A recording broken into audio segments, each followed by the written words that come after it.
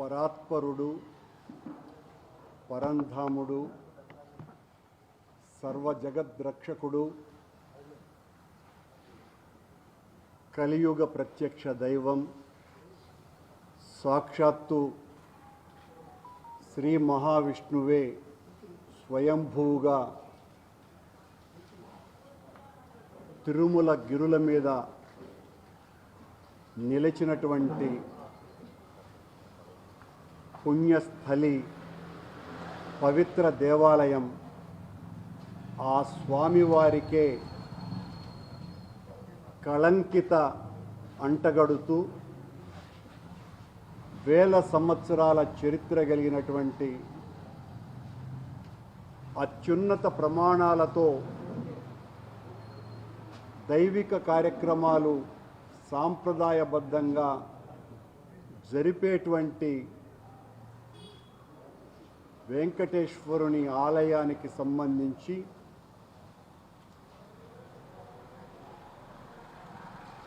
ముఖ్యమంత్రి చంద్రబాబు నాయుడు గారు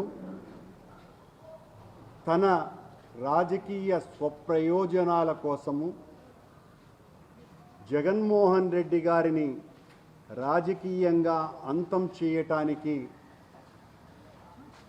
ఆయన వ్యక్తిత్వాన్ని, వైఎస్ఆర్ కాంగ్రెస్ పార్టీని సమూలంగా సర్వనాశనం చేయటానికి సాక్షాత్తు శ్రీవారినే ఒక పావుగా వాడుకునేటువంటి ప్రయత్నం చాలా బలంగా చేసినారు.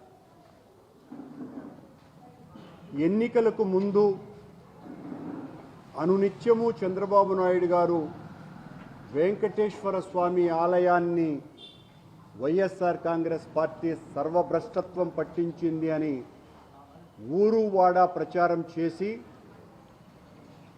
ఆ ప్రచారం ద్వారా ప్రజలను కాస్తో కూస్తో నమ్మించి, నేను వచ్చిన తర్వాత శ్రీవారి ఆలయాన్ని సంపూర్ణంగా ప్రక్షాళన చేస్తాను అనని మాటలు చెప్పి అధికారంలోకి వచ్చిన చంద్రబాబు నాయుడు గారు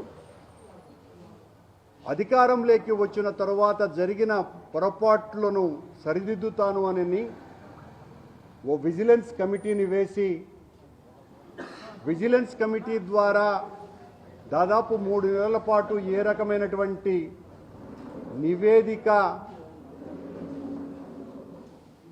సరిగ్గా వాళ్లకు అనుకూలంగా ఉండేటట్టు రాకపోయిన కారణంగా దీని వలన ఆశించినటువంటి ప్రయోజనాలు అందేటువంటి పరిస్థితులలో లేమేనని చంద్రబాబు నాయుడు గారు 4-5 రోజుల క్రితం కూటమి శాసనసభ సమావేశంలో భగవంతునికి అత్యంత పవిత్రమైన భక్తులందరూ కూడా ఎంతో ప్రీతిపాత్రంగా భగవంతుని ప్రసాదంగా స్వీకరించేటువంటి శ్రీవారి లడ్డూ అన్నప్రసాదాల మీదనే తీవ్రమైనటువంటి ఆరోపణలు చేసి ఘోరమైనటువంటి అపచారము, నేరము చేసినారు. ఈ రోజున చంద్రబాబు నాయుడు గారికి కొన్ని వందల ఛానల్స్ ఉండొచ్చును, మీడియా ఉండొచ్చును, మీడియా ప్రతినిధులందరూ కూడా ఆయనకు ఒత్తాసు పలుకుతూ ఉండవచ్చును. కానీ వెంకటేశ్వర స్వామి ఈ అన్యాయాలను చూస్తూ సహిస్తాడని ఎవ్వరూ అనుకోరు. లడ్డూలో, అన్న ప్రసాదాలలో యానిమల్ ఫ్యాట్ కలిపారు అనని చంద్రబాబు నాయుడు గారు, గౌరవనీయ స్థానంలో ఉన్నటువంటి, ముఖ్యమంత్రి స్థానంలో ఉన్నటువంటి చంద్రబాబు నాయుడు గారు, YSR Congress party animal fat ఈ అన్నప్రసాదంలో, లడ్డూలలో నెయ్యికి బదులుగా కలిపినారు అని అన్నాడు. మిక్స్ చేశారని కూడా అనలా, నెయ్యికి బదులుగా యానిమల్ ఫ్యాట్తో అన్నప్రసాదాలు, లడ్డూలు తయారు చేస్తున్నారు అని. ఇంతకంటే దుర్మార్గమైనటువంటి ఆరోపణ ప్రపంచ రాజకీయాలలోనే హత్యా రాజకీయాలు చేసుకునేటువంటి ప్రత్యర్థులు కూడా అననంత నీచమైనటువంటి ఆరోపణ చేయటానికి కూడా చంద్రబాబు వెనుకాడకుండా అంత పెద్ద ఆరోపణ మా మీద వేసినాడు. మేము ఆ ఆరోపణను ఛాలెంజ్ చేస్తున్నాం. చంద్రబాబు, నీ ఆరోపణలు నిరూపించుకోవటానికి నువ్వు సిబిఐ ద్వారా కానీ సిట్టింగ్ సుప్రీంకోర్టు జడ్జి ద్వారా కానీ విచారణ చేయించటానికి సాహసించండి, ఆదేశించండి అని. దీని మీద మేము ప్రధానమంత్రి గారిని కూడా ఇంటర్ఫియర్ కావాల్సిందిగా కోరుతున్నాం. మీ ఆరోపణలు, మీరు చేసినటువంటి ఆరోపణలు నిజమైతే ఆ చేసిన వాళ్ళు రక్తం కక్కుకొని చావాలానని వెంకటేశ్వర స్వామిని ప్రార్థిస్తున్నాం. మీరు చేసినటువంటి ఆరోపణలు అబద్ధమైతే మీ స్వార్థం కోసమని, మీ రాజకీయ ప్రాబల్యం కోసమని, మీ నీచమైన రాజకీయ ఎత్తుగడల కోసమని అన్నటువంటి మాటలే అయితే ఆ స్వామే మీకు సరైనటువంటి శిక్ష విధిస్తాడు అని తెలియజేస్తున్నాం. చంద్రబాబు గారు, ప్రత్యర్థుల మీద మీ రాజకీయ జీవితంలో ఎన్ని అనరానిటువంటి మాటలు అని మీరు ఈ స్థాయికి ఎదిగారో మీ అందరికీ కూడా తెలుసును. మీ మామనే, సొంత మామనే వెన్నుపోటు పొడిచి ఈ రోజున పూలదండలు వేస్తున్నటువంటి ఘన చరిత్ర మీది. మీరు మీ కుటుంబ దేవుడని చెప్పుకునేటువంటి వెంకటేశ్వర స్వామిని కూడా రాజకీయ ప్రయోజనాల కోసమని వాడుకొని 140 కోట్ల మంది ఆరాధ్య దైవమైనటువంటి వెంకటేశ్వర స్వామిని తరతరాలుగా, వందల వేల సంవత్సరాలుగా ఈ స్వామి మా స్వామి అని అనంతమైనటువంటి కష్ట నష్టాలు కోర్చి వెంకటేశ్వర స్వామి దర్శనాన్ని కోసమని తల్లడిల్లేటువంటి భక్తుల మనోభావాలను సర్వనాశనం చేయటానికి కూడా మీ రాజకీయ ప్రయోజనాల కోసమని ఏ మాత్రము కూడా వెనుకాడకుండా, సిగ్గు లజ్జ అన్నదే ఏమాత్రము కూడా లేకుండా మీ రాజకీయ మంత్రాంగాన్ని చూసి శకుని ఒకవేళ బతికి ఉంటే మిమ్మల్ని చూసి బావురుమనేటువంటి పరిస్థితి. శకుని లాంటి వాడు కూడా భయపడి బెంబేలెత్తి పారిపోయేటువంటి పరిస్థితి చంద్రబాబు నాయుడు గారు. ఇంత అన్యాయమైనటువంటి ఆరోపణలా? దీనికి మళ్ళీ మీరు మొన్న గుడిని శుద్ధి చేయండి అని ఆదేశించాడంట. అక్కడ ఉన్నటువంటి పరిస్థితులన్నింటినీ కూడా సరిదిద్దడానికి శుద్ధి చేయాలనని మీ కింద పనిచేసేటువంటి ఈఓకు మీరు ఆదేశాలు ఇస్తారు. ఈ ఈఓ జూలై నెలలో ఆ ఏఆర్ కంపెనీ అనేటువంటి సరఫరా చేసేటువంటి నెయ్యిని టెస్ట్ చేస్తే అందులో ఎడిబుల్ ఆయిల్స్ దొరికినాయి, వనస్పతి ఉన్నట్టుగా ఉంది అని పత్రికా సమావేశంలో ప్రకటించినటువంటి శ్యామలరావు గారు, మీరు బెదిరించిన తరువాత మొన్న పత్రికా సమావేశం ఏర్పాటు చేసి అందులో పంది కొవ్వు, చేప నూనె కలిసినట్టుగా ఉందనని మీకు అనుగుణమైనటువంటి తీర్పులు ఇచ్చేటువంటి శ్యామలరావు గారు నిన్న మొత్తం ఆలయ ఆగమ సలహా పండితులని, ప్రధాన అర్చకులని, వీళ్ళనందరినీ కూడా పిలిచి శుద్ధి ఎలా చెయ్యాలి, యాగం చెయ్యాలనా, శుద్ధి చెయ్యాలనా, ఏం చేస్తే బాగుంటుంది అని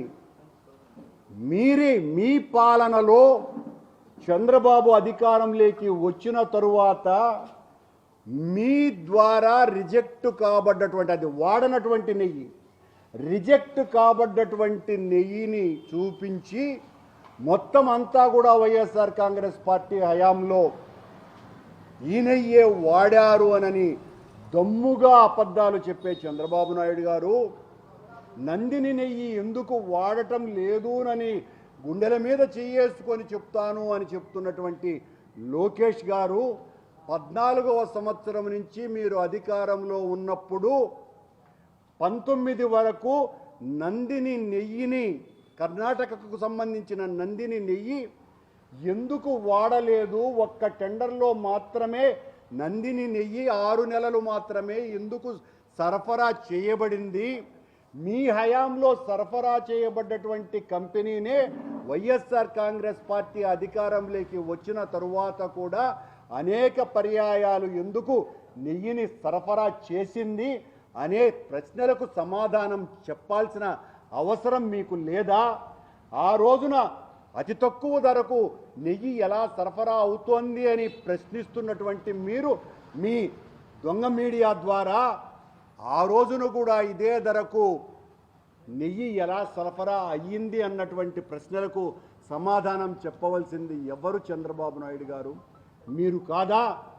దీనికి సంబంధించి ఆనాడు 14 నుంచి 18, 19 వరకు దాదాపు 14 సార్లు ఇలా నెయ్యి సరఫరా చేసినటువంటి సంస్థలలో ఏదో రకమైనటువంటి కల్తీ ఉందని మీ హయాంలో తిప్పి పంపినటువంటి ట్యాంకర్లు నిజం కాదా?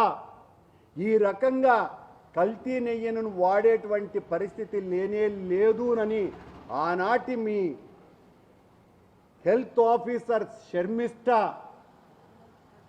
చాలా స్పష్టంగా మీడియా సమావేశంలో మా టీటీడీలో ఎలా నెయ్యికి సంబంధించి టెస్ట్ చేసేటువంటి ల్యాబ్ ఎలా ఉన్నది, దాదాపు 10 మంది నిపుణులు ఉన్నారు, వీళ్ళందరూ కూడా తరిచి చూసిన తర్వాత 3 సార్లు మళ్ళీ దీని మీద ప్రత్యేకమైనటువంటి ల్యాబ్ టెస్టులు జరిగిన తరువాతనే ఆ ట్యాంకర్లను లోనికి అనుమతిస్తాము అని చెబితే దాన్ని మీరు పట్టించుకోరు. వైఎస్ఆర్ కాంగ్రెస్ పార్టీ మాత్రం నెయ్యిలో పంది కొవ్వు కలిపింది, యానిమల్ ఫ్యాట్ వాడింది అని మీకు నోటికి తొచ్చినంతగా మాట్లాడి జనాన్ని ఒప్పించేటువంటి ప్రయత్నం చేస్తారు. ఇదే కంపెనీలు వైఎస్ఆర్ కాంగ్రెస్ పార్టీకి లో అధికారంలో ఉండగా సరఫరా చేసినటువంటి కంపెనీనే మీ హయాంలో సరఫరా చేసిందా లేదా ఛాలెంజ్ చేసి అడుగుతున్నా.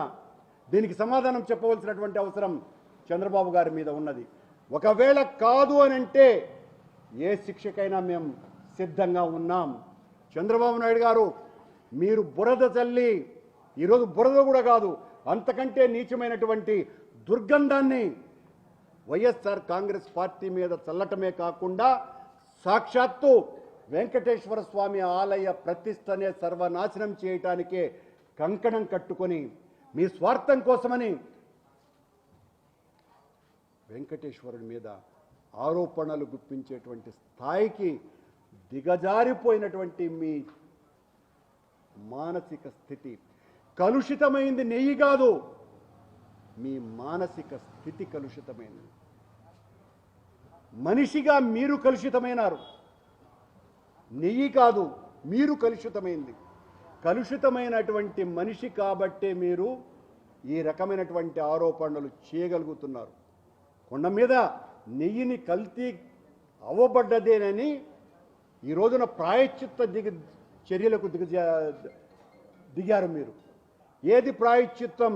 చేసినటువంటి పాపాలకు ఈ 100 రోజుల పరిపాలనలో ఏ హామీని నెరవేర్చకుండా అబద్ధపు ప్రచారాలు చేస్తూ వైఎస్ఆర్ కాంగ్రెస్ పార్టీ మీద దాడి చేయటానికే మొత్తం 100 రోజులు సమయాన్ని ఉపయోగించి ఒక్క హామీని కూడా నెరవేర్చకుండా ప్రజలను ద్రోహం చేసినందుకు సాక్షాత్తు శ్రీ మహావిష్ణువైనటువంటి వెంకటేశ్వర స్వామి యొక్క కలియుగ వైకుంఠ ఆలయ పవిత్రతను సర్వనాశనం చేసినందుకు ప్రాయశ్చిత్తం చేసుకుంటున్నాము అని ప్రకటించి ప్రాయశ్చిత్తం చేసుకోండి కూటమి నాయకులారానని ప్రశ్నిస్తున్నాం. చాలా స్పష్టంగా ఈవో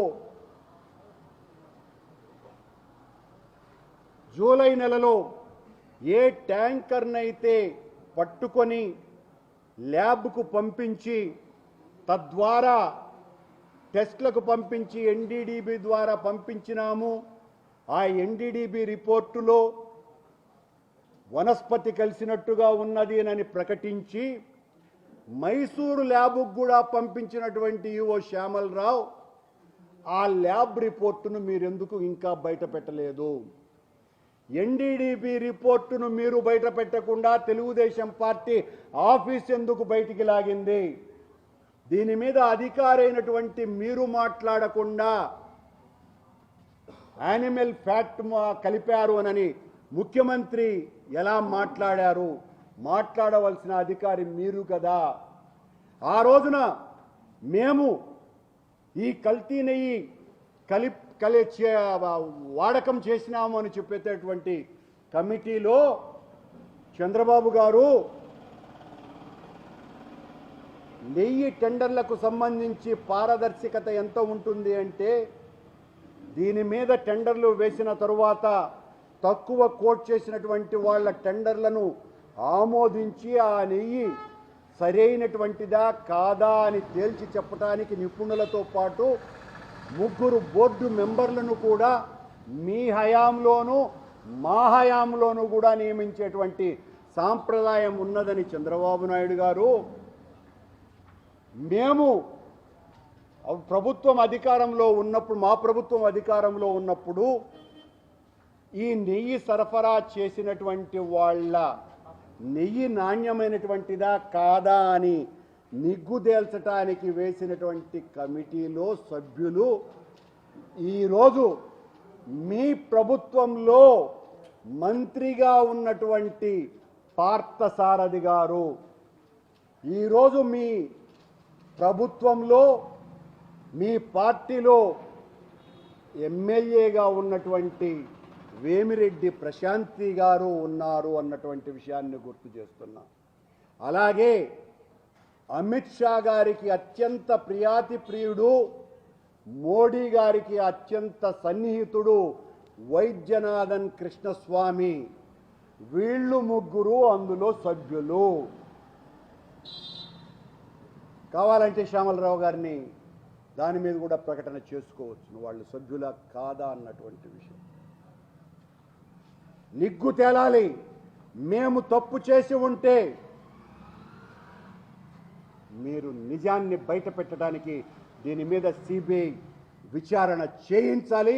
సుప్రీంకోర్టు జడ్జితో విచారణ చేసుకోవటానికి కూడా మేము సిద్ధం. నిజం నిగ్గు తేలాలి, బయటికి రావాలి. దీని మీద ఈనాడు పత్రిక అయితే ఈ రోజున ఎంత దుర్మార్గమైనటువంటి రాత. ఈనాడు పత్రిక నిజంగా నిజాయితీదే అయితే ఈ రోజున నా పత్రికా సమావేశం మొత్తం అంతా కూడా రేపు పతాక శీర్షికలతో ముందుకు రావాలి. సరిగ్గా 99వ సంవత్సరం రాజశేఖర రెడ్డి గారు ప్రతిపక్ష నాయకుడిగా ఉన్నప్పుడు రామోజీరావు గారికి ఒక బహిరంగ లేఖ రాశారు. మీరు ఎంత దుర్మార్గంగా రాతలు రాస్తున్నారు అని నా ఉత్తరం మీ పేపర్లో ప్రముఖంగా రావాలి అని అంటే, మరుసటి రోజు రామోజీరావు గారు మొదటి పేజీలో వేసినారు. మళ్ళీ రాజశేఖర రెడ్డి గారు ప్రభుత్వంలో విద్యుత్ శక్తి శాఖ మంత్రిగా ఉన్నటువంటి షబ్బీర్ అలీ మీద ఇలాంటి ఆరోపణలు, అవినీతి ఆరోపణలు చేసినప్పుడు షబ్బీర్ అలీ కూడా ఒక ఛాలెంజ్ విసిరి నా విమర్శను మీరు పత్రికలో మీరు ఏ రకంగా అయితే రాశారో ఆ రకంగానే రాయండి అన్నప్పుడు కూడా రాశారు. ఈరోజు ఈనాడు పత్రిక కిరణ్ గారికి నేను ఛాలెంజ్ చేసి చెప్తున్నా, మీరు రాసినటువంటి అన్నీ కూడా అబద్ధాలు. మీరు ఉద్దేశపూర్వకంగా చంద్రబాబు నాయుడు గారిని నెత్తిన మోపుకొని వైఎస్ఆర్ కాంగ్రెస్ పార్టీని, జగన్మోహన్ రెడ్డి గారిని సర్వనాశనం చేయటానికి కంకణం కట్టుకొని మా మీద ఆరోపణలు చేస్తున్నారు. మేం ఛాలెంజ్ చేస్తున్నాం, ఏ ఆరోపణలు మీరు చేశారో ఆ ఆరోపణలు నిగ్గుదేలటానికి ఏ విచారణకైనా సిద్ధం. మీరు ముందుకు రావాలా. అలాగే మా హయాంలో ఏ రకమైనటువంటి కల్తీ జరగలేదు, జరిగి ఉంటే దేనికైనా సిద్ధమని ఛాలెంజ్ చేస్తూ, చంద్రబాబు ఏనాడైనా నీవు వెంకటేశ్వర స్వామి భక్తుడివి అని చెప్పుకునే నీవు, ఇప్పటికి దాదాపు 14 సంవత్సరాలకు పైగా అధికారంలో ఉన్న నీవు, నీ పరిపాలనా కాలంలో ఒక్కటంటే ఒక్కటైనా చెప్పుకునేటువంటి హైందవ ధర్మ ప్రచారానికి సంబంధించినటువంటి కార్యక్రమాలు చెప్పమని ఛాలెంజ్ చేస్తున్నా. అదే మా నాయకుడు డాక్టర్ వైఎస్ రాజశేఖర రెడ్డి గారు, మా నాయకుడు జగన్మోహన్ రెడ్డి గారు అధికారంలో ఉండగా ఈ రోజున కోట్లాది మంది ప్రపంచవ్యాప్తంగా వెంకటేశ్వర స్వామి యొక్క ఆధ్యాత్మిక శోభను అనంతంగా చూస్తున్నటువంటి వెంకటేశ్వర భక్తి ఛానల్ని ప్రారంభించింది మేమే. సనాతన ధర్మ వ్యాప్తికి ఇలాంటి కార్యక్రమాలు చేయాలనని వెంకటేశ్వర భక్తి ఛానల్ని తెచ్చింది మేమే. ఆ రోజు దళితులైనా ధనికులైనా అగ్రవర్ణాలైనా ఎవరైనా కూడా భగవంతుని సృష్టిలో భగవంతుని దృష్టిలో సమానమే. భగవంతుడు అందరినీ కూడా జగద్రక్షకుడు సమానమైనటువంటి రీతిలోనే చూస్తాడు. ఏ రకమైనటువంటి వివక్షతలకు చావు లేదు అని స్వామివారి యొక్క సంకల్పాన్ని దళిత వాడలకు తీసుకువెళ్ళి వెంకటేశ్వర స్వామి అర్చకుల చేత వాళ్లకు వేద ఆశీర్వచనం ఇప్పించి అక్కడ పూజాది కార్యక్రమాలు చేసినటువంటి ఘనత దళిత గోవిందం పేరుతో ఓ విప్లవాత్మకమైనటువంటి కార్యక్రమాన్ని నిర్వహించింది కూడా రాజశేఖర రెడ్డి గారి హయాంలోనే. వేద విశ్వవిద్యాలయాన్ని తీసుకొని వచ్చింది కూడా మేమేనని ధైర్యంగా చెప్పగలుగుతున్నాం. నీ హయాంలో నువ్వు ఆలోచించినావా? వేద అధ్యయనం జరగాల, వేదం అనంతమైనటువంటిది, వేద సంస్కృతి మనది అని మాటలు చెప్పటం కాదు. ఆ వేద అధ్యయనం కోసమని, ఆ వేద పరిరక్షణ కోసమని వేద విశ్వవిద్యాలయాన్ని స్థాపించింది వైఎస్ రాజశేఖర రెడ్డి గారి హయాంలో. వేద విద్యార్థుల సంఖ్య తగ్గిపోతున్నది అని టీటీడీకి చదువుతున్నటువంటి విద్యార్థులకందరికీ చదివేటువంటి మొదటి రోజునే 2 లక్షల రూపాయల డిపాజిట్ను వెయ్యాలా అని సంకల్పించింది ఎవరు? చంద్రబాబు నాయుడు, మేమే. మత్స్య గోవిందం, గిరిజన గోవిందం ఇలా చెప్పుకుపోతే ఒకటి కాదు. సనాతన ధర్మ మండళ్ళు ఏర్పాటు చేసింది మేమే. సాక్షాత్తు తిరుమలలో జరిగేటువంటి శ్రీవారి కళ్యాణాలను మొత్తం ప్రపంచవ్యాప్తంగా బయటికి తీసుకొని వచ్చి ఊరు వాడ ప్రజల సమక్షంలో లక్షలాది మంది సమక్షంలో జరపాలనని వెంకటేశ్వర స్వామి కళ్యాణోత్సవాలను తీసుకొని వచ్చినటువంటి ఘనత మాది. మేం తీసుకొని వచ్చినాం, మమ్మల్ని మీరు నాస్తికులని చెబుతున్నారు. ఇలాంటి కార్యక్రమాలు చేసినటువంటి వాళ్లను శ్రీవారి పాదాల చెంత ఉంచినటువంటి మంగళ సూత్రాలను పేద దళిత బలహీన వర్గాలకు సంబంధించినటువంటి పేదలలో పొరపాటును కూడా ఏ రకమైనటువంటి అన్యమత పరిస్థితి రాకూడదని తలచి కళ్యాణమస్తు అన్నటువంటి ప్రోగ్రాం ఎంచుకొని దాదాపు 36,000 పేద జంటలకు పెళ్లి చేసి స్వామివారి పాదాల దగ్గర ఉంచినటువంటి మంగళసూత్రాలను ఆ మహిళ మెడలో వాళ్ళ భర్తల చేత కట్టించినటువంటి ఘనత, కళ్యాణమస్తు కార్యక్రమాన్ని చేసినటువంటి వాళ్ళం మేమేనని, మీరు నాస్తికులుగా ముద్ర వేసినటువంటి మేమేనని తెలియజేస్తున్నాం. అన్నమయ్య 600 జయంతోత్సవాలని అత్యంత వైభవోత్యంగా వందలాది మంది ప్రముఖుల సమక్షంలో వేలాది మంది ప్రజల సమూహం మధ్యన 108 అడుగుల అన్నమయ్య విగ్రహాన్ని ఏర్పాటు చేసింది నాస్తికులమని మా మీద ముద్ర వేసిన చంద్రబాబు మేమేనని తెలియజేస్తున్నాం. నీ హయాంలో ఒక్కరోజు కూడా మీరు ఆలోచించని వేద విజ్ఞాన సదస్సులని దాదాపు 75 మందికి పైగా అతిరథ మహారాజులైనటువంటి పీఠాధిపతులు, మఠాధిపతులు, దేశంలో ఉన్నటువంటి ప్రముఖ ఆధ్యాత్మికవేత్తలు ఆ రోజున కామకోటి పీఠాధిపతి దగ్గర నుంచి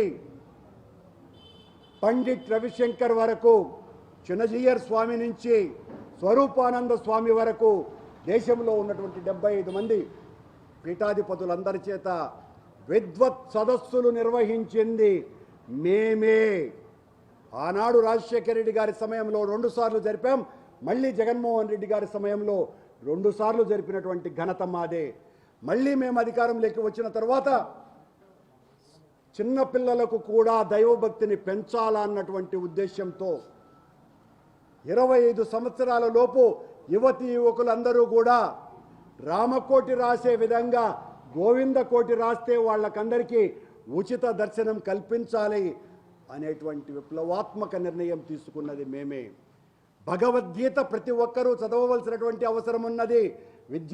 విద్యార్థులందరికీ కూడా దీనికి అవకాశం కల్పించాలనని 1,000,000 భగవద్గీత పుస్తకాలని సులభ శైలిలో తీసుకొని వచ్చి ప్రతి ఒక్కరికి అందజేసేటువంటి కార్యక్రమానికి శ్రీకారం చుట్టింది కూడా జగన్మోహన్ రెడ్డి గారి ప్రభుత్వమే. మీరు చేశారా? నువ్వు చేసింది చంద్రబాబు 8 ఏళ్ల క్రితం. మొట్టమొదట మీరు అధికారంలో ఉన్నప్పుడు, కొండ మీద మీ హయాంలో మీరు ముఖ్యమంత్రిగా ఉన్నప్పుడు నల్లి స్టోర్స్ మెడ్రాస్కు సంబంధించినటువంటి వాళ్ళు, మీకు అత్యంత సన్నిహితంగా మెలిగినటువంటి వాళ్ళు వ్యభిచార గృహాన్ని నడిపినారు కొండ మీద. ఆ రోజు పత్రికలన్నీ ఘోషించినాయి. అది మీ నిర్వాకం. మేము చేసింది కొండ మీదకి వచ్చినటువంటి భక్తుడు దైవ దర్శనానికి మాత్రమే కాకుండా కొండ మీదకి వచ్చిన ప్రతి ఒక్కడికి కూడా స్వామివారి అన్నప్రసాదం జరగాలి అని మొత్తం 1,00,000 మందికి పైగా ఎంతమంది కొండ మీదకి వస్తే వాళ్ళకందరికీ కూడా ఉచితంగా అన్నదానం ఇచ్చినటువంటి ఘనత మా ప్రభుత్వాలది. కొండ మీద క్యూ లైన్లలో ఉన్నటువంటి భక్తులకందరికీ కూడా, ఇది కూడా ఛాలెంజ్ చేసి చెప్తున్న చంద్రబాబు నాయుడు గారు, క్యూ లైన్లలో ఉన్నటువంటి భక్తులకందరికీ కూడా పాలు, ప్రసాదం, అన్నము ఇవ్వాలన్నటువంటి నిర్ణయం తీసుకున్నది నేను టీటీడీ చైర్మన్గా ఉన్న రోజుల్లోనేనని మీకు సవినయంగా ఛాలెంజ్ చేసి చెప్తున్నా. అఖండ హరినామ సంకీర్తన కార్యక్రమం నిరంతరము స్వామి ఉన్నంత వరకు, కొండ మీద ఉన్నంత వరకు జరగాలని నిర్ణయం తీసుకున్నది మా పాలనలోనే. ఇవన్నీ కూడా అధర్మ కార్యక్రమాలండి. ఇవన్నీ కూడా యాంటీ హిందూ యాక్టివిటీసా అండి? మమ్మల్ని నాన్ హిందువులనో లేదా నాస్తికులమనో ముద్ర వేసే చంద్రబాబు నాయుడు గారు మచ్చుకు కొన్ని మాత్రమే ఇవి కార్యక్రమాలు. కొండ మీదకి నడిచి వెళ్ళేటువంటి భక్తుల సంఖ్య తగ్గిపోతోంది కనుక కొండ మీదకి నడిచేటువంటి భక్తుల సంఖ్యను పెంచాలని నేను టీటీడీ చైర్మన్గా ఉన్న రోజుల్లోనే దివ్య దర్శన టోకన్లు వాళ్ళకందరికీ కూడా ఇప్పించి అతి శీఘ్ర దర్శనం కల్పించాలన్నటువంటి నిర్ణయం తీసుకున్నది కూడా అప్పుడే.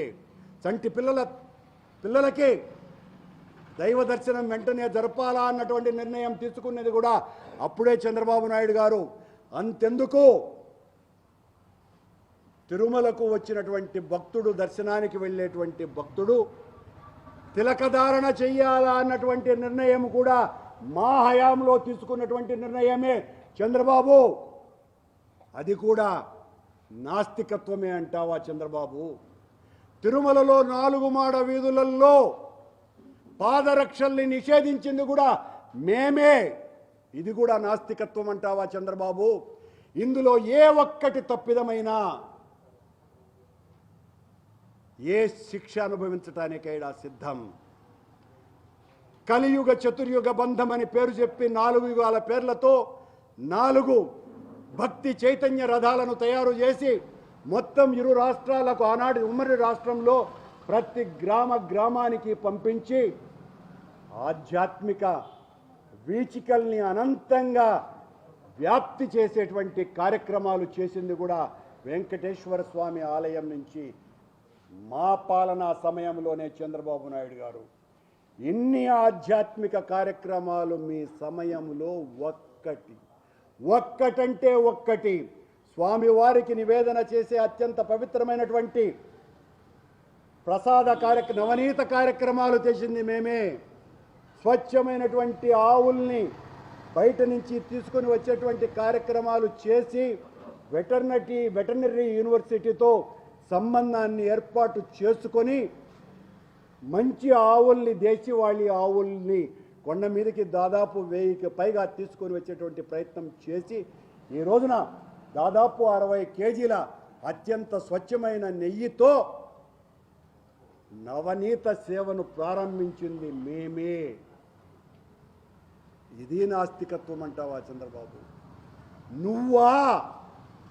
నువ్వా మమ్మల్ని నెయ్యిలో లడ్డులో పశువుల కొవ్వు ఉపయోగించినారు వైఎస్ఆర్ కాంగ్రెస్ పార్టీ జగన్మోహన్ రెడ్డి అని ప్రచారం మొదలు పెడతావా చంద్రబాబు నాయుడు? నీ అహంకార పూరిత ధోరణికి, నీ అన్యాయమైనటువంటి మాటలకి, నీ నీచపు చేష్టలకి, నువ్వు చేసినటువంటి అపచారానికి, అనాచారానికి, ద్రోహానికి ఈ రోజున మొత్తం సభ్య సమాజంలో నువ్వు నమ్మించేతే నమ్మేవాళ్ళు ఉండవచ్చు కాక పాప పరిహారం మాత్రం తప్పదు, నీకు శిక్ష తప్పదు. ఇంత ఘోర అపచారం చేసిన వాడిని ఆ దైవం క్షమించడు. మేం తప్పు చేస్తే మళ్ళీ చెప్తున్నా, రక్తం కక్కుకొని చావాలానని మీ అందరి ముందర వెంకటేశ్వర స్వామిని చేతులెత్తి ప్రార్థిస్తున్నా. నీ ఆరోపణను నిరూపించటానికి సిబిఐ ద్వారా కానీ,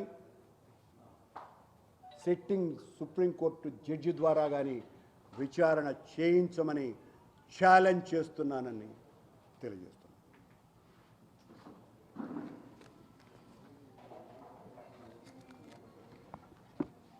ఏమైనా ప్రశ్నలు ఉంటే నేను సమాధానం చెప్తాను, లేచి వెళ్ళిపోతాను.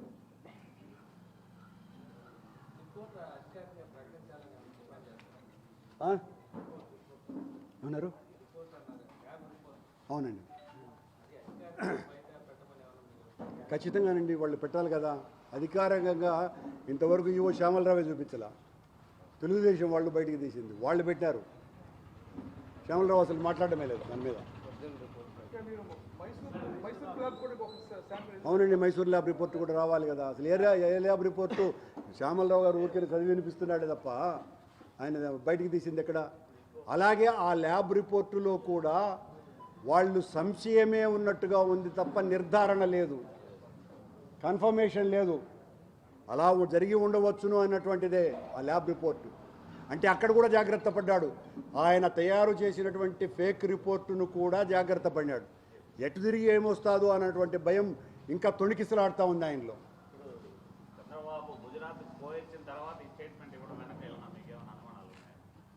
చంద్రబాబు గుజరాత్కు పోకపోయినా ఇంత నైజానికి పాల్పడతాడు అన్నటువంటి దృఢ విశ్వాసం ఉన్నది.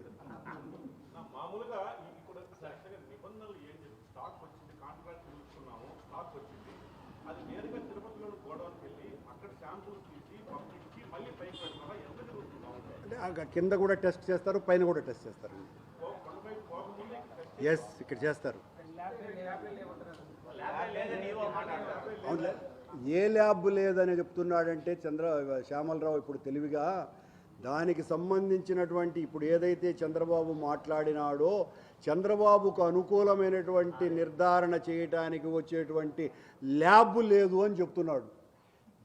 ఇప్పుడున్నటువంటి ల్యాబు ఈరోజు కొత్తగా వైఎస్ఆర్ కాంగ్రెస్ పార్టీ పెట్టింది కాదు.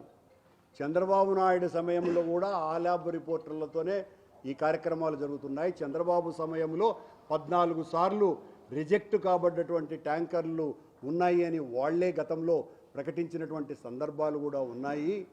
కొత్తగా మేమేదో తెచ్చినటువంటిది కాదు. అలాగే ఇప్పుడు కేవలం 7 రోజులకు మాత్రమే సరిపడా రిజర్వ్ చేసేటువంటి అవకాశాన్ని మేము 180 మెట్రిక్ టన్నుల సామర్థ్యానికి తేవాలని దానికి సంబంధించినటువంటి కార్యక్రమాలు కూడా మా ప్రభుత్వ హయాంలోనే చేశాం.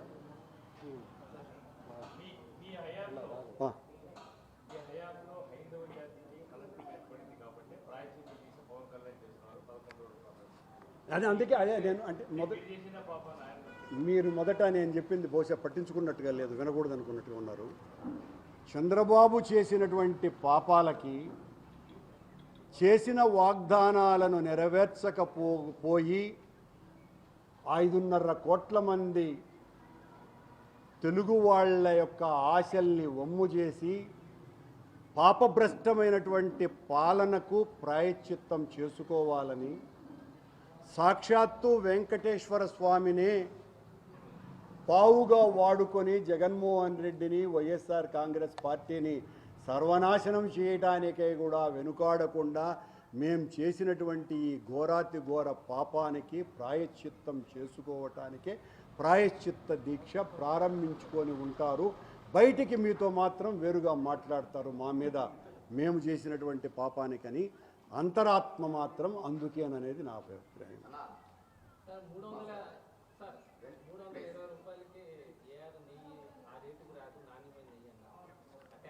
అంటే మిగతా టెండర్లు కూడా 320, 330 రూపాయలకే పాడినారు అన్నటువంటిది కూడా నోటెడ్ పాయింట్. ఇంకా 3 కంపెనీలు. అలాగే గతంలో చంద్రబాబు నాయుడు టైంలో కూడా ఇలాగే జరిగింది అన్నది కూడా నోటెడ్ పాయింట్. చెప్పండి పాషా గారు.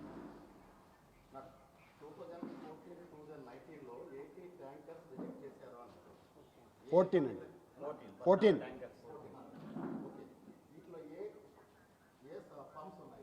అంటే నేను చెప్పలేనండి, నా దగ్గర ఇప్పుడు ఆ మెటీరియల్ లేదు.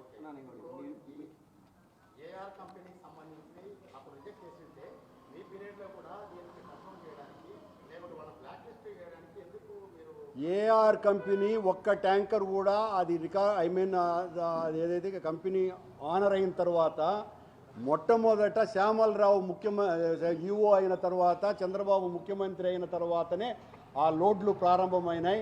2 లోపలికి అనుమతించినారు. ఆ తర్వాతనే ఒకదాన్ని పట్టుకొని ఇందులో వనస్పతి కలిసిందేనని శ్యామలరావు గారు పత్రికా సమావేశం పెట్టినారు.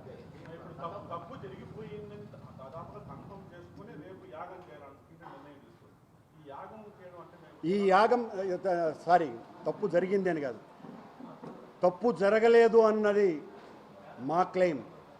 మేము తప్పు చేయలా. చంద్రబాబు నాయుడు చేసినటువంటి ఆరోపణలలో తను రోజు రోజు కూడా ఆ ఆరోపణలను మరింత బలోపేతం చేసుకోవటానికి భగవంతుడిని, ఆలయాన్ని అత్యంత దారుణంగా ఉపయోగించుకునేటువంటి ప్రయత్నం చేస్తున్నాడు. చివరకు ఆలయ శుద్ధి చేయాలా అనేటువంటి మాట మాట్లాడేది ముఖ్యమంత్రి అండి. దీని మీద పీఠాధిపతులు, నేను ముందే చెప్పా, ఆగమ సలహా మండలి సభ్యులు, ప్రధాన అర్చకులు వీళ్ళు మాట్లాడాలా. ఆలయ మీరు లేరా అక్కడ? ప్రధాన అర్చకులు లేరా? దాదాపు 600 మందికి పైగా ఆలయ పోటు వర్కర్లు అందరూ కూడా సద్బ్రాహ్మణులైనటువంటి శ్రీ వైష్ణవులు. మేము నియమించినటువంటి వాళ్ళు కాదు. వాళ్ళందరూ కూడా తరతరాలుగా వారసత్వంగా వస్తున్నటువంటి వాళ్ళు. కల్తీ చేసే ఉంటే వాళ్ళు అసలు ఆలయం బయటికి పరిగెత్తుకొని వచ్చి ఇలాంటి దుర్మార్గాలు చేస్తున్నారు మీరు అని తిరగబడేటువంటి మనస్తత్వం కలిగినటువంటి వాళ్ళు. దీని మీద నా విజ్ఞప్తి, ప్రభుత్వం అంటే చంద్రబాబు నాయుడు ఇచ్చేటువంటి ఆదేశాన్ని గుడ్డిగా అనుసరించకుండా పరమ పూజ్యులైనటువంటి ఆగమ సలహా మండలి సభ్యులు, ప్రధాన అర్చక అయ్యవార్లు ప్రతి ఒక్కరూ కూడా, జిఆర్ స్వాములు, మిమ్మల్ని అందరినీ కూడా మీ పాదపద్మాలకి నమస్కరించి నేను వేడుకుంటున్నా, మీరు స్పందించాలి. ఈ రకంగా ఆలయ శుద్ధో సంప్రోక్షణో చేస్తాము అని అంటే దానికి అనుసరించటము అంటే అంతకంటే మహాపాతకం మరొక్కటి లేదు. నిర్ధారణ కాకుండా, నిజం వెల్లడి కాకుండా చంద్రబాబు మాటలకి తల ఒగ్గి ఇలాంటివి చెయ్యకూడదు. ఇంతకంటే చెప్పాల్సిన పని లేదు.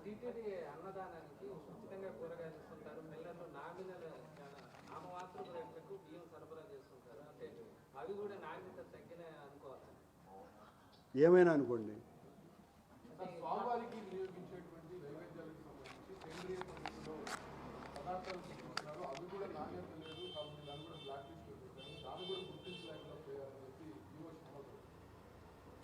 శ్యామలరావు చంద్రబాబు ఉద్యోగి టీటీడీ ఈఓగా పనిచేస్తున్నట్టు కనపడడం లేదు. అయినా ఇప్పుడు నా ప్రెస్ మీట్ శ్యామలరావు గురించి కాదు, చంద్రబాబు గురించి.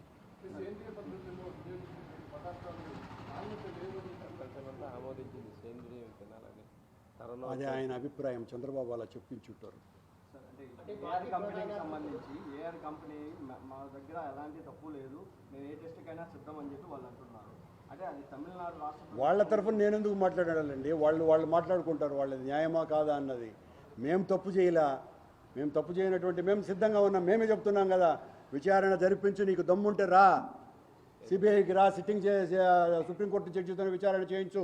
ప్రధానమంత్రి గారు ఎందువల్లంటే బీజేపీ పార్టీనే హైందవ ధర్మ పరిరక్షణ కోసం కంకణం పట్టుకున్నటువంటి పార్టీగా, దాని అధినేతగా, 140 కోట్ల మందికి ప్రధానమంత్రిగా ఇంత గొప్ప ఆలయం మొత్తం సనాతన ధర్మ పరిరక్షణ కోసమని నిట్ట నిలువు ధ్వజస్తంభంగా నిలబడ్డటువంటి వెంకటేశ్వర స్వామి ఆలయ ప్రతిష్ట మంటగలిపే విధంగా ప్రవర్తిస్తున్నటువంటి తీరు ఎవరు చేసినా మీరు ఇంటర్ఫియర్ అవ్వాలా అన్నదే మా విన్నపం.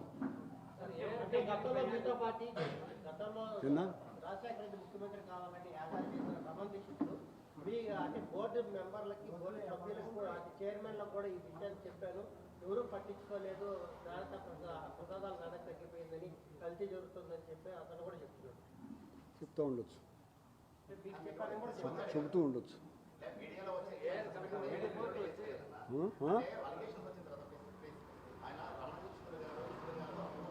అంటే ఇప్పుడు నేను రమణ దీక్షితులు గారు మాట్లాడితే విషయం డైల్యూట్ అవుతుంది. ఆయనను విమర్శించడానికి కాదు, నాకు ఆయన పట్ల గౌరవం ఉన్నది. రమణ దీక్షితులు గారు ఎప్పుడు ఎలా మాట్లాడతారు, ఎన్ని రకాలుగా ప్రతి విషయాన్ని తిప్పినారో, ఈరోజు చంద్రబాబుకు అనుకూలంగా మాట్లాడుతున్నారు కాబట్టి మీరు ప్రశ్న వేస్తున్నారు. అదే అప్పుడు మాట్లాడేటప్పుడు కూడా మేమేం స్పందించలేదే, అదే చెప్తున్నాను. అంటే రమణ దీక్షితులు గారు మాట్లాడిన ప్రతి మాట చంద్రబాబు సమయంలోనూ మా సమయంలోనూ ఇప్పుడు కూడా కరెక్టే అని మీరు ఒప్పుకుంటే దానికి సమాధానం మళ్ళీ చెప్తారు. మీరు చెప్పండి, మరి మీరు వేస్తున్నారు కదా, రమణ దీక్షితుల మీద ప్రశ్న వేస్తున్నారు, మీరు ఒప్పుకున్న తర్వాత కదా నేను మాట్లాడాలి సమాధానం వల్ల. మీరు దానికి సిద్ధపడితే చెప్తా, నేను చెప్పడానికి సిద్ధంగా ఉన్నా, మీరు సిద్ధపడాలి మొదట వేసినటువంటి ప్రశ్నకు.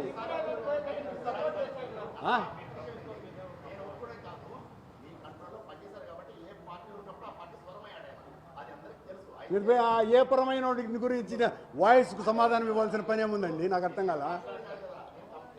అంటే ఎవరికి వాళ్ళకి వంతపాడేటువంటి వాళ్లకు సమాధానం ఇవ్వవలసినటువంటి అగత్యం ఉన్నదా? నేను చెప్పాల్సిందంతా చెప్పినారబ్బా. నేను వినండి, మీరే అన్నారు ఆయన ఎవరికైతే ఉంటే వాళ్ళకు వంత పడతాడు అని. ఎవరికంటే వాళ్ళకు వంత పడేవాడిని గురించి నేను చెప్పాల్సిన పని ఏమున్నది?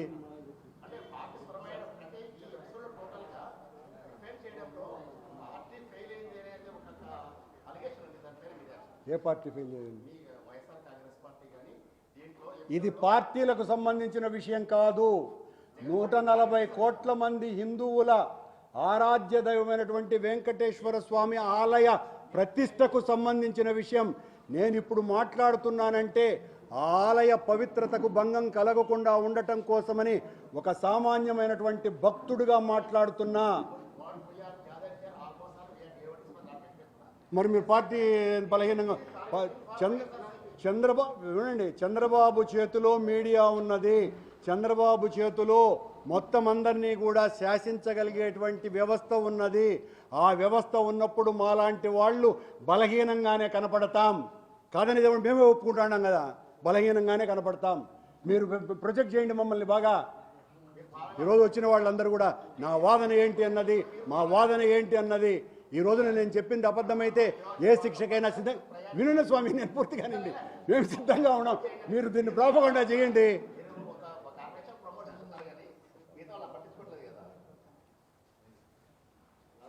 రాజుగారు చెప్పండి.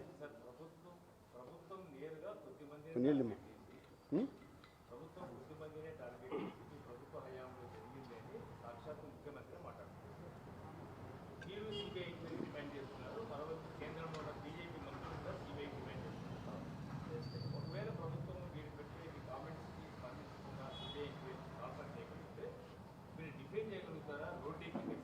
ఆల్రెడీ మేము కోర్టుకు కూడా వెళ్ళాంగా.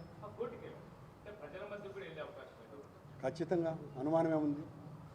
ఆలయ ప్రతిష్ట మంట కలగకూడదు అన్నదే మా భావన. ధర్మ ప్రచారానికి మేము కట్టుబడి ఉన్నాం, ధర్మ ప్రచారాన్ని చేసినామని సోదాహరణంగా ఇప్పటి వరకు మీకు చెప్పా. ఖచ్చితంగా దాని మీద ఆ రకమైనటువంటి యాక్షన్ కూడా తీసుకుంటాం.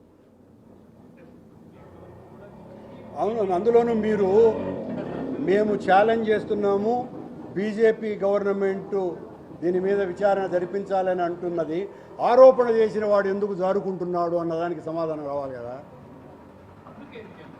అందుకే ఆరోపణ చేసిన వాడు ఎందుకు జారుకుంటున్నాడు?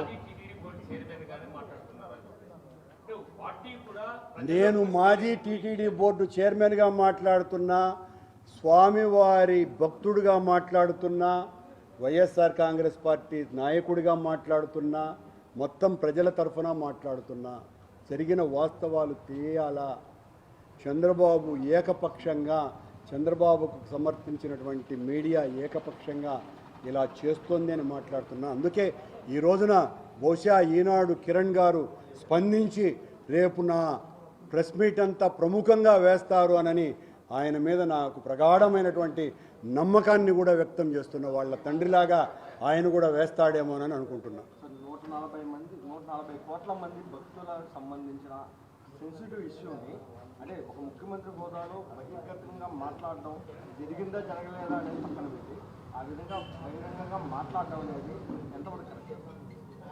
మొదటి నుంచి అదే కదా చెప్పింది. కరెక్ట్ కాదనే కదా చెప్పేది. అపచారం, నేరం, ఘోరం.